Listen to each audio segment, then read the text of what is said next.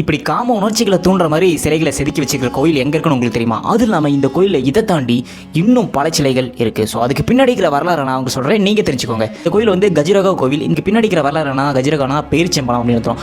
இந்த இடத்துல வந்து அந்த காலகட்டத்தில் வந்து பல பேரிச்சம்பழம் மரம் வந்து ஏகப்பட்டிருந்தோம். ஸோ அதனால தான் இந்த இடத்துக்கு இந்த பேர் வந்ததாகவும் இந்த கோயிலுக்கும் இந்த பேர் வந்ததாகவும் சொல்லப்படுது. இப்படி காம உணர்ச்சிகளை தூண்டுற மாதிரி இருக்கிற சிலைகள் இந்த கோயில் வந்து கிட்டத்தட்ட 10% மட்டும்தான் இருக்கான். மீதி இருக்கிற 90% சிலைகள் வந்து நம்மளோட கலாச்சாரத்தை, அதாவது இந்தியன் கலாச்சாரத்தை வெளிப்படுத்துகிற மாதிரி இருக்கிற சிலைகள் தான் இருக்குது. கோயில் வந்து முழுக்க முழுக்க கருங்கற்களால் கட்டப்படல, மணக்கற்களால் பாதி கட்டியிருக்காங்க. அது இல்லாமல் அடித்தளம் வந்து கருங்கற்களால் போட்டிருக்காங்க. ஸோ இது ஒரு ஸ்ட்ராங்கான கோயிலாக இருக்குது.